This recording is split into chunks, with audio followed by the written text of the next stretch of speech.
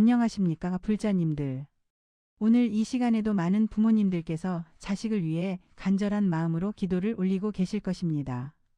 밤늦도록 공부하는 아이를 바라보며 건강하기를 바라는 마음, 취업 준비로 힘들어하는 자녀를 보며 좋은 결과가 있기를 염원하는 마음, 결혼 생활에 어려움을 겪는 아들, 딸을 보며 평안하기를 기원하는 마음. 이 모든 것이 부모의 자비로운 마음이 아니겠습니까? 그런데 과연 우리는 올바른 방법으로 자식을 위해 기도하고 있을까요? 단순히 아이가 성공하기를, 돈을 많이 벌기를, 좋은 배우자를 만나기를 바라는 것만이 참된 기도일까요? 부처님께서는 어떤 마음으로 자식을 위해 기도하라고 가르치셨을까요? 오늘은 불자님들과 함께 부처님의 지혜가 담긴 참된 자식 기도의 방법에 대해 말씀드리고자 합니다.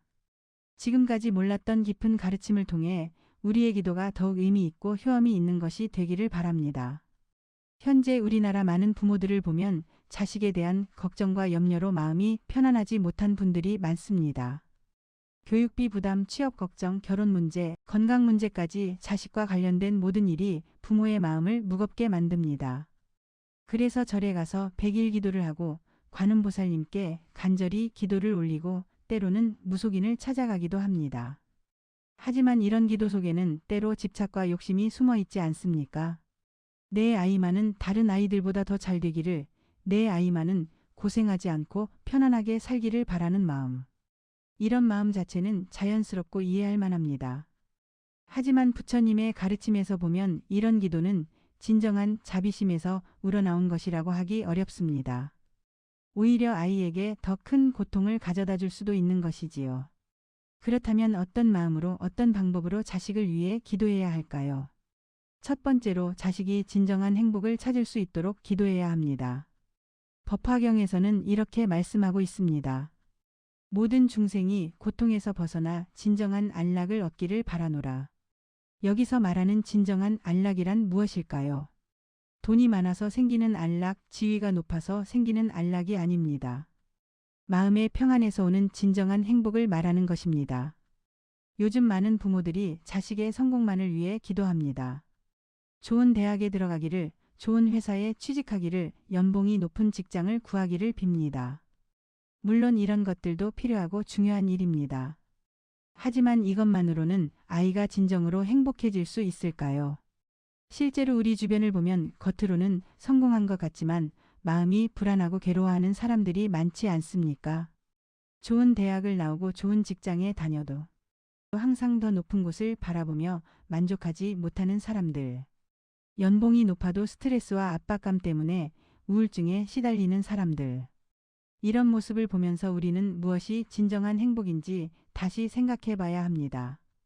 부처님께서는 라훌라 존자, 즉 자신의 친아들을 가르치실 때도 세속적인 성공보다는 마음의 평안을 강조하셨습니다. 어느 날 라훌라가 부처님께 와서 아버지의 재산을 물려받고 싶다고 했을 때 부처님께서는 이렇게 말씀하셨습니다. 라훌라야, 내가 너에게 줄 수 있는 가장 소중한 재산은 금은 보화가 아니라 깨달음의 지혜이다. 이 지혜야말로 영원히 없어지지 않는 진정한 보물이다. 이 일화에서 우리는 중요한 교훈을 얻을 수 있습니다. 부모가 자식에게 줄 수 있는 가장 큰 선물은 물질적인 것이 아니라 올바른 가치관과 마음의 평안입니다. 그렇다면 구체적으로 어떻게 기도해야 할까요? 먼저 아침에 일어나서 부처님 앞에 앉아 이렇게 기도하십시오. 부처님, 제 아이가 세상의 유혹에 흔들리지 않는 강한 마음을 갖게 해주십시오. 돈과 명예만을 추구하지 않고 진정으로 의미 있는 삶을 살 수 있게 해주십시오. 잠들기 전에도 이런 기도를 올리십시오. 부처님, 제 아이가 어떤 어려움이 와도 좌절하지 않고 꿋꿋하게 이겨낼 수 있는 지혜와 용기를 주십시오. 이런 기도를 할 때 중요한 것은 구체적인 결과를 정해놓고 빌지 않는 것입니다. 반드시 의사가 되게 해주십시오 이렇게 빌지 말고 아이가 자신의 재능을 발견하고 그것을 통해 세상에 도움이 되는 사람이 되게 해주십시오 이렇게 기도하는 것입니다. 또한 기도할 때는 아이의 현재 모습을 있는 그대로 받아들이고 사랑하는 마음을 가져야 합니다. 우리 아이는 공부를 못해서 걱정이에요. 이런 마음보다는 우리 아이는 지금 이 모습 그대로도 소중한 존재입니다. 이런 마음으로 기도해야 합니다. 이렇게 기도하다 보면 부모 자신의 마음도 평안해지고 그 평안한 기운이 아이에게도 전달되어 아이 역시 마음이 안정됩니다. 아이가 마음이 안정되면 자연스럽게 집중력도 높아지고 올바른 판단을 할 수 있게 됩니다. 이것이야말로 진정한 기도의 효험이라고 할 수 있습니다. 두 번째로 아이의 업장 소멸을 위해 기도해야 합니다. 지장경에서는 이렇게 말씀하고 계십니다. 부모가 자식을 위해 선행을 쌓고 공덕을 닦으면 그 공덕이 자식에게 돌아가 업장이 소멸된다. 업장이란 과거생에서 지은 나쁜 업이 현재 우리에게 미치는 영향을 말합니다. 때로는 아무리 노력해도 일이 잘 안 풀리거나 자꾸 나쁜 일만 생기거나 건강이 좋지 않은 경우가 있습니다. 이런 것들이 모두 업장의 영향일 수 있습니다. 그런데 부모가 자식을 위해 진심으로 기도하고 선행을 쌓으면 그 공덕으로 아이의 업장이 소멸될 수 있습니다. 조계종의 한 선사께서 이런 말씀을 하신 적이 있습니다. 자식이 사고를 당하거나 병에 걸렸을 때 부모들은 보통 하늘을 원망하고 운명을 탓한다. 하지만 그보다는 자식을 위해 더 많은 선행을 쌓고 정진하는 것이 올바른 길이다. 실제로 불교 역사에는 이런 사례가 많습니다. 어느 어머니가 아들이 중병에 걸리자 매일 1000배씩 절을 하고 가난한 사람들에게 보시를 베풀었습니다. 그랬더니 기적적으로 아들의 병이 나았다는 이야기가 있습니다. 또 다른 아버지는 아들이 사업에 계속 실패하자 매일 법화경을 독송하고 방생을 했습니다. 그 결과 아들이 좋은 사업 파트너를 만나 성공할 수 있었다고 합니다. 이런 일들이 단순한 우연이라고 할 수 있을까요? 불교에서는 이를 인과응보의 법칙으로 설명합니다. 부모가 자식을 위해 쌓은 선한 업이 아이에게 좋은 결과로 돌아온다는 것입니다. 그렇다면 구체적으로 어떤 선행을 쌓을 수 있을까요? 첫째, 매일 일정한 시간을 정해놓고 기도하고 염불하는 것입니다. 관음보살님께 옴마니 반매흠을 외우거나 아미타불을 염송하는 것이 좋습니다. 이때 중요한 것은 형식적으로 하지 말고 진심으로 아이의 행복을 빌면서 하는 것입니다. 둘째, 아이를 위해 보시를 하는 것입니다. 경제적으로 어려운 이웃에게 도움을 주거나 절에 공양을 올리거나 자선단체에 기부를 하는 것입니다. 이때도 우리 아이를 위해서 하는 것이라는 마음을 갖고 하는 것이 중요합니다. 셋째, 방생을 하는 것입니다. 살아있는 생명을 구해주는 방생은 생명을 존중하는 마음을 기르고 자비심을 실천하는 방법입니다. 아이와 함께 연못에 가서 물고기를 놓아주거나 새를 자연으로 돌려보내는 것도 좋습니다. 넷째, 경전을 독송하는 것입니다. 특히 지장경, 법화경, 금강경 등을 아이의 이름을 부르며 정성껏 독송하면 큰 공덕이 됩니다. 이런 선행들을 꾸준히 실천하다 보면 아이에게 좋은 일들이 생기기 시작합니다.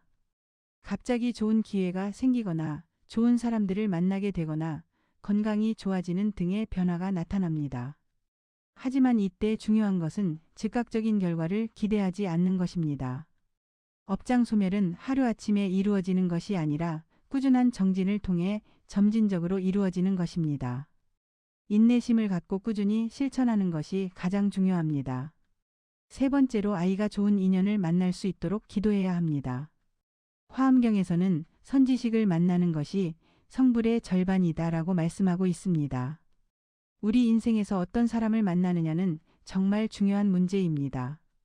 좋은 스승을 만나면 올바른 길로 인도받을 수 있고 좋은 친구를 만나면 서로 격려하며 발전할 수 있습니다. 반대로 나쁜 친구를 만나면 잘못된 길로 빠질 수도 있습니다. 그래서 부모는 아이가 좋은 인연을 만날 수 있도록 기도해야 합니다. 원효대사의 일화를 보면 이런 이야기가 있습니다. 원효대사가 어렸을 때 그의 어머니는 매일 관음보살님께 이렇게 기도했다고 합니다. 관음보살님, 제 아이가 훌륭한 스승을 만나 불법을 배워 많은 사람들을 구제하는 대덕이 되게 해주십시오. 그 결과 원효는 의상대사 등 당대 최고의 고승들과 인연을 맺을 수 있었고 후에 한국 불교사에 큰 족적을 남기는 대사가 될 수 있었습니다.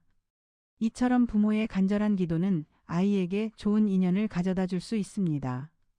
현대 사회에서도 마찬가지입니다.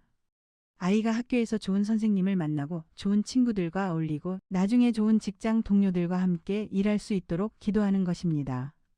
구체적으로는 이렇게 기도할 수 있습니다. 부처님, 제 아이가 올바른 가치관을 가진 친구들을 만나게 해주십시오.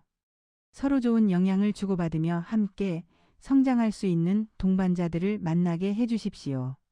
부처님, 제 아이가 인생의 중요한 순간마다 올바른 조언을 해줄 수 있는 어른들을 만나게 해주십시오. 또한 아이 자신도 다른 사람들에게 좋은 인연이 될 수 있도록 기도해야 합니다. 부처님, 제 아이가 다른 사람들에게 도움이 되고 좋은 영향을 줄 수 있는 사람이 되게 해주십시오. 이런 기도를 할 때 중요한 것은 부모 자신도 좋은 인연이 되기 위해 노력하는 것입니다.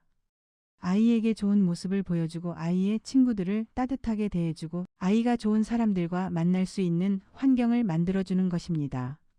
예를 들어 절에서 하는 법회나 수련회에 아이와 함께 참여하는 것도 좋은 방법입니다. 그곳에서 아이는 불법을 실천하는 어른들을 만날 수 있고 비슷한 가정 환경의 또래들과도 친해질 수 있습니다. 또는 봉사활동에 아이와 함께 참여하는 것도 좋습니다. 봉사활동을 통해 아이는 남을 돕는 기쁨을 알게 되고 다양한 사람들과 만날 수 있습니다. 이런 경험들이 쌓이면서 아이는 자연스럽게 좋은 사람들을 알아보는 안목이 생기고 자신도 다른 사람들에게 좋은 영향을 주는 사람으로 성장할 수 있습니다. 때로는 부모가 볼 때 별로 좋아 보이지 않는 친구와 아이가 어울릴 수도 있습니다. 이때 무조건 반대하기보다는 기도를 통해 그 친구도 좋은 방향으로 변할 수 있도록 기원하는 것이 좋습니다. 실제로 불교적인 환경에서 자란 아이들이 문제 친구들을 좋은 방향으로 이끄는 경우를 많이 볼 수 있습니다. 이것도 부모의 자비로운 기도가 만들어낸 결과라고 할 수 있습니다. 네 번째로 아이가 자신의 사명을 깨달을 수 있도록 기도해야 합니다. 법화경에서는 일체 중생이 모두 불성을 가지고 있으며 각자 고유한 역할이 있다고 말씀하고 있습니다.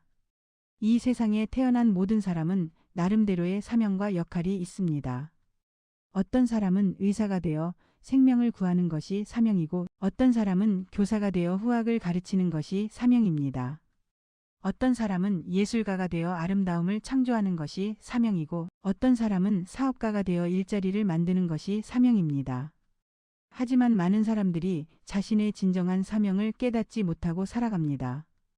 부모의 기대나 사회의 시선 때문에 자신에게 맞지 않는 길을 가려고 하거나 단순히 돈을 많이 벌 수 있는 일만 추구하기도 합니다. 이런 경우 겉으로는 성공한 것 같아도 내면적으로는 만족감을 느끼지 못하고 공허함을 느끼게 됩니다. 그래서 부모는 아이가 자신의 진정한 사명을 깨달을 수 있도록 기도해야 합니다. 해능 대사의 어머니 이야기를 보면 좋은 예를 찾을 수 있습니다. 해능의 어머니는 아들이 어렸을 때부터 남다른 면이 있다는 것을 알아챘습니다. 하지만 그녀는 아들을 억지로 어떤 길로 밀어넣지 않았습니다. 대신 매일 부처님께 이렇게 기도했다고 합니다. 부처님, 제 아이가 자신이 해야 할 일을 스스로 깨달을 수 있게 해주십시오. 그리고 그 길을 두려워하지 않고 용기 있게 걸어갈 수 있게 해주십시오. 그 결과 해능은 금강경을 듣고 큰 깨달음을 얻어 후에 육조가 될 수 있었습니다. 만약 그의 어머니가 공부해서 관리가 되어라 또는 장사를 해서 부자가 되어라 이렇게 강요했다면 어떻게 되었을까요? 아마 해능은 자신의 진정한 사명을 깨닫지 못했을 것이고 불교사에 큰 족적을 남기지도 못했을 것입니다. 현대의 부모들도 이런 지혜를 배워야 합니다. 아이가 어떤 분야에 관심을 보이고 재능을 나타내는지 주의 깊게 관찰하면서 그것이 설사 부모의 기대와 다르더라도 인정하고 격려해 주어야 합니다. 동시에 이렇게 기도해야 합니다. 부처님, 제 아이가 자신만의 특별한 재능과 사명을 발견할 수 있게 해주십시오. 그리고 그것을 통해 세상에 기여할 수 있는 사람이 되게 해주십시오. 부처님, 제 아이가 돈과 명예만을 추구하지 않고 진정으로 의미 있는 일을 찾을 수 있게 해주십시오. 이런 기도를 하면서 부모는 아이를 세심하게 관찰해야 합니다. 아이가 어떤 일을 할 때 가장 행복해하는지, 어떤 분야에서 남다른 능력을 보이는지, 어떤 가치를 중요하게 생각하는지 파악해야 합니다.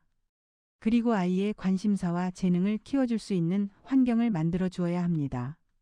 예를 들어 아이가 그림에 관심이 있다면 미술관에 자주 데려가고 좋은 미술 선생님을 찾아주는 것입니다. 아이가 음악을 좋아한다면 다양한 연주회를 들려주고 악기를 배울 수 있도록 도와주는 것입니다. 아이가 책 읽기를 좋아한다면 좋은 책들을 추천해주고 작가나 출판 관련 사람들을 만날 기회를 만들어주는 것입니다. 이런 과정에서 중요한 것은 결과에 대한 기대를 내려놓는 것입니다. 우리 아이가 화가가 되어서 유명해졌으면 좋겠다 이런 마음보다는 우리 아이가 그림을 통해 자신의 마음을 표현하고 다른 사람들에게 감동을 줄 수 있었으면 좋겠다 이런 마음을 갖는 것입니다. 이렇게 해서 아이가 자신의 사명을 깨달으면 그 아이는 평생 행복하고 의미 있는 삶을 살 수 있습니다. 설사 경제적으로 크게 성공하지 못하더라도 자신이 하는 일에 보람을 느끼고 만족감을 느낄 수 있습니다. 이것이야말로 부모가 자식에게 줄 수 있는 가장 큰 선물이 아닐까요? 또한 아이가 자신의 사명을 깨달으면 어떤 어려움이 와도 쉽게 포기하지 않습니다. 자신이 하는 일이 단순히 생계를 위한 것이 아니라 세상을 위해 의미 있는 일이라는 것을 알기 때문에 힘든 일이 있어도 참고 견딜 수 있습니다. 마지막으로 이 모든 기도의 핵심을 말씀드리겠습니다. 자식을 위한 기도의 가장 중요한 점은 부모 자신의 마음을 정화하는 것입니다. 아이에 대한 집착을 내려놓고 아이를 하나의 독립된 존재로 인정하며 조건 없는 사랑을 베푸는 것입니다.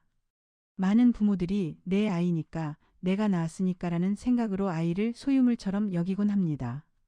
하지만 불교적 관점에서 보면 아이는 부모의 소유물이 아닙니다. 잠시 인연으로 만나 함께 수행하는 동반자일 뿐입니다.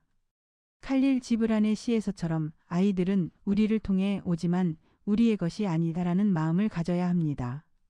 이런 마음으로 기도할 때 비로소 진정한 자비심이 우러나오고 그 기도가 아이에게도 좋은 영향을 미치게 됩니다. 부모가 집착을 내려놓고 평안한 마음을 가지면 그 평안함이 아이에게도 전달됩니다. 아이는 부모의 기대에 짓눌리지 않고 자유롭게 자신의 길을 찾을 수 있게 됩니다. 오늘 말씀드린 4가지를 정리해 보겠습니다. 첫째, 아이가 진정한 행복을 찾을 수 있도록 기도하십시오. 물질적 성공보다는 마음의 평안을 우선으로 기원하십시오. 둘째, 아이의 업장 소멸을 위해 선행을 쌓으십시오. 기도, 보시, 방생, 경전, 독송 등을 꾸준히 실천하십시오. 셋째, 아이가 좋은 인연을 만날 수 있도록 기도하십시오. 동시에 부모 자신도 아이에게 좋은 인연이 되도록 노력하십시오. 넷째, 아이가 자신의 사명을 깨달을 수 있도록 기도하십시오. 아이의 관심사와 재능을 세심하게 관찰하고 지원해 주십시오. 이 모든 것의 바탕에는 집착 없는 사랑과 자비심이 있어야 합니다. 불자님들, 이런 마음으로 자식을 위해 기도한다면 분명히 좋은 결과가 있을 것입니다. 아이도 행복해지고 부모님 자신의 마음도 평안해질 것입니다. 오늘 말씀이 도움이 되셨다면 좋아요 버튼을 눌러주시고 다른 부모님들과도 이 내용을 나누어 주시기 바랍니다. 댓글로 여러분의 경험담이나 궁금한 점을 남겨주시면 다음 영상에서 다루어 보겠습니다. 모든 아이들이 건강하고 행복하게 자라나기를 발언합니다. 모든 부모님들께서도 자녀와의 인연 속에서 더욱 깊은 지혜와 자비를 얻으시기를 기원합니다. 나무아미타불 관세음보살. 고맙습니다.